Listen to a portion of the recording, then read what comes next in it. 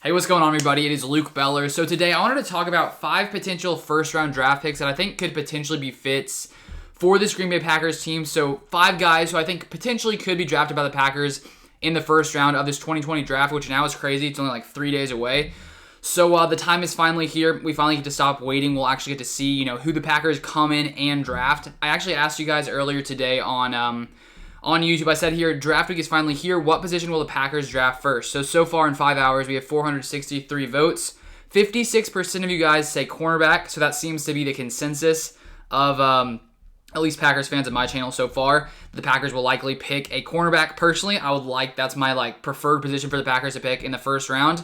Then we got 16% offensive line, 16% wide receiver. Then I just did something else, 11%. So it seems that most people think, or at least want, the Packers to pick cornerbacks. So I want to break down these 5 guys that I think the Packers could potentially pick in the first round of this draft. If you guys are new to the channel, I put up Packers content almost every single day, and news, analysis, all that kind of stuff. And with the draft coming up, I will be putting out videos every time the Packers pick a player. Any news that goes down with the Packers regarding the draft will be on this channel. So make sure you guys subscribe and turn on those post notifications. So the first of these 5 players that I want to talk about that I really think could be a good fit here in Green Bay is cornerback Greg Newsom.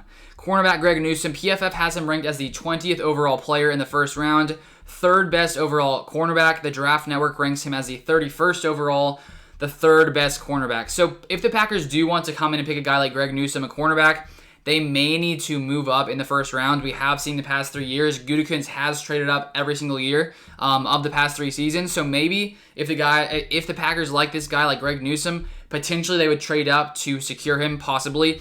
And, I think the reason that most people on my channel think the Packers should pick a cornerback, why I personally think the Packers should pick a cornerback, I definitely think it's our biggest need. We got Jair Alexander. We are bringing back Kevin King and Chandon Sullivan, but I just think outside of Jair Alexander, we don't really have that much, depth and that much talent at cornerback outside of Jair. And so I really think coming in and getting a first-round cornerback could really, boost this Packers defense coming into 2021.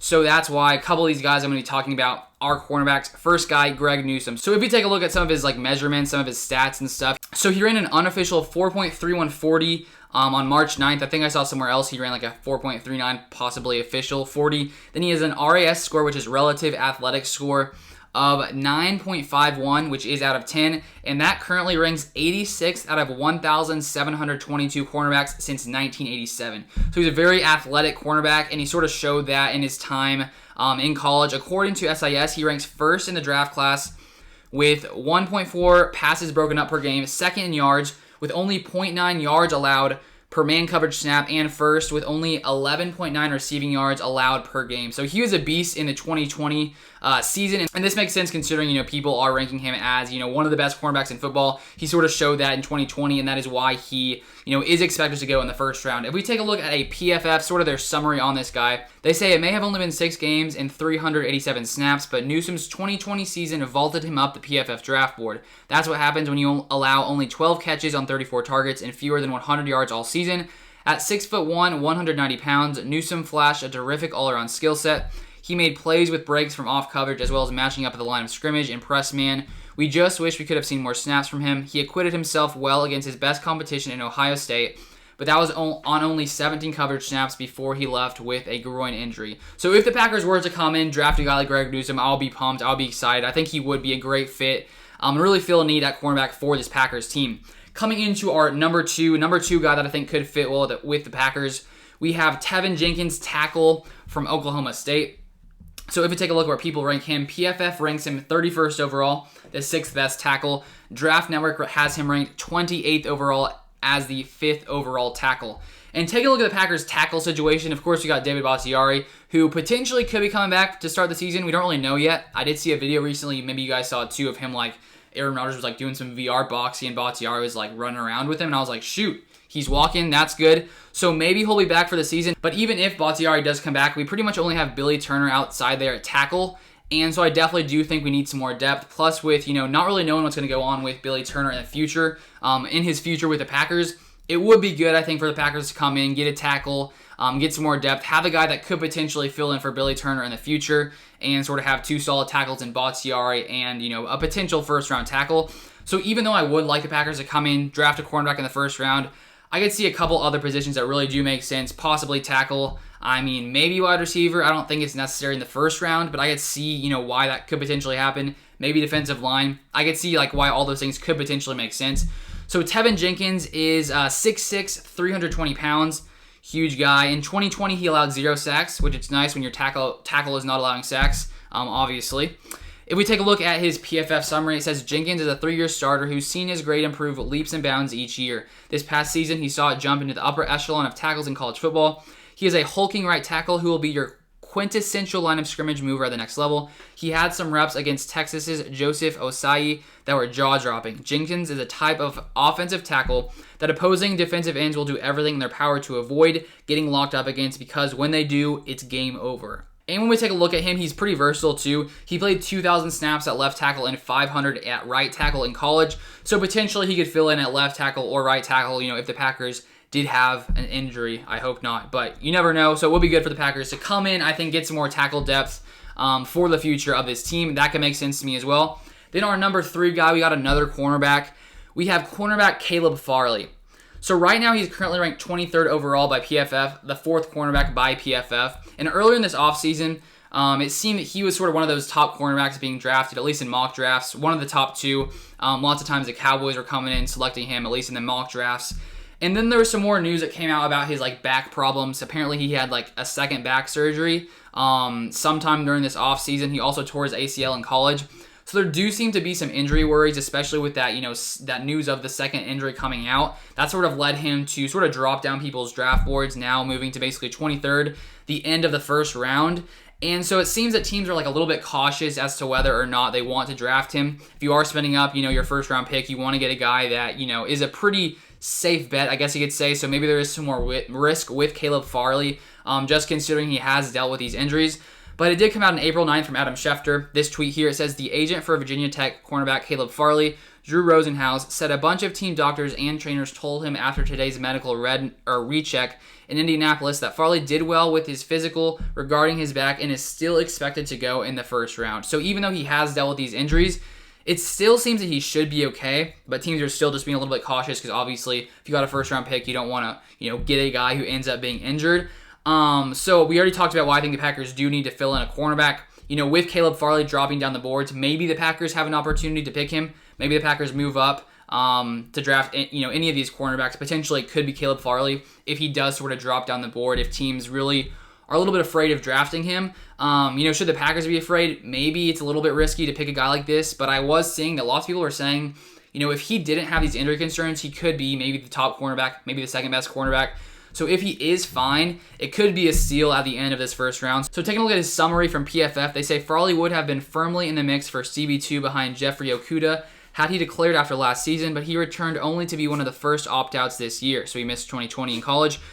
He's a size speed demon and made up ground on every single receiver who got a step in him in 2019, even Chase Claypool. The biggest knock on Farley will be his tackling, as he's missed 28 of 80 career attempts. That's not, an exciting stat to see. But while Farley has a physical profile for press man coverage, he's only played 58 such snaps in his college career. So that's a little bit of information on Caleb Farley. Maybe he makes it to the Packers. Maybe they're too afraid to draft him. But I think, cornerback, possibly Caleb Farley could be, good for this Packers team. Number 4, we got 2 guys left. We have another tackle. We got Samuel Cosmi, tackle from Texas. He is ranked as the 8th best tackle, 38th overall by PFF, and the 8th best tackle, 53rd overall for the Draft Network. So obviously, if the Packers were to pick a tackle in the first round, there's a good amount of tackles here, as we already talked about, Tevin Jenkins.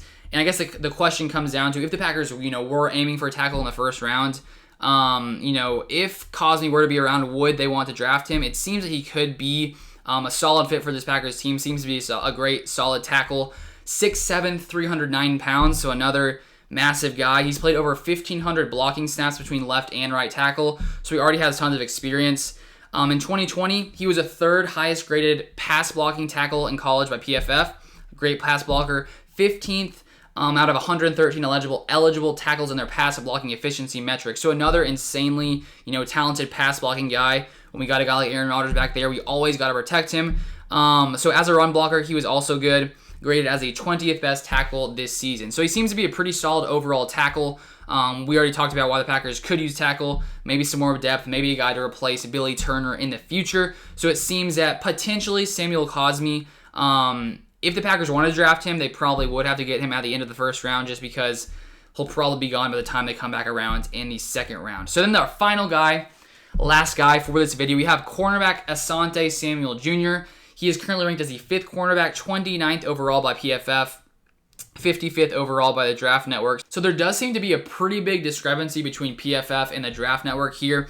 And I was reading through one article on PFF's site sort of talking about their analysis on Asante Samuel Jr. And so what I think the knock on him and maybe the worry of drafting him is the fact that he is a little bit undersized for cornerbacks. He's 5'10". We do already have a guy in Jair Alexander who is 5'10", so obviously you can still be talented, be one of the best cornerbacks if you are 5'10", but typically, I guess guys are better if they're a little taller than 5'10". So it seems that maybe the Draft Network is more worried about that. But in the PFF article, they're sort of talking about while he is a little bit smaller than most guys, he is insanely quick when it comes to accelerating. When you take a look at his 40-yard dash, he's in the 62nd percentile, so not amazing with a 4.45. But when you take a look at his 10-yard split, it is 1.5, so it ranks in the 91st percentile. So basically, he can make up for things pretty quickly. He can accelerate super quickly. He can sort of make up for his lack of size. And if you take a look at his stats in college, his past 3 years, every single season he took a step forward when it came to coverage. Taking a look at his passer rating allowed, year 1, his freshman year, 109.1 passer rating allowed. Year 2, a 75 passer rating. And last year in 2020, he allowed only a 46.2 passer rating, only allowing 179 yards in 8 games. So there's no question that he is a dominant quarterback. He showed that in 2020 in his time there in college. And I do think if Asante Samuel Jr. were around when the Packers came to draft, and maybe a guy like Caleb Farley is gone, maybe a guy like Greg Newsom is gone, if Asante Samuel Jr. were still around, I would love to see the Packers come in, swoop him up, and add him to this team because I do think he could be a great fit here, possibly in Green Bay. But I will be curious to hear your guys' thoughts. Let me know if you guys agree with some of these guys, if you don't agree, and whether or not there's a few other guys that you potentially think the Packers could come in and draft in the first round. I did only have cornerbacks and tackles in this, analysis basically because I think those are the two bigger needs for the Packers, and so I thought I would break down the guys that I think potentially could make more sense. But obviously, you never know what could happen. Last year, the Packers drafted a quarterback. I'll be shocked to see them draft a quarterback. I'll be pretty shocked. I think most of you guys would also be shocked if the Packers came in and were like, you know what? We're drafting another quarterback number 3. Why not? But if you guys did enjoy today's video, it'd be awesome if you drop a like on the video. It really helps in the YouTube algorithm. I will be putting out videos every day this week. Also, I already said, with the draft coming up, I'll be breaking down every player the Packers draft, all the news that comes out regarding all that kind of stuff. So make sure you guys subscribe if you guys have not subscribed, and turn on the notifications so you do not miss the second a video comes out. But thank you guys so much for watching as always, and I'll see you guys on the next video.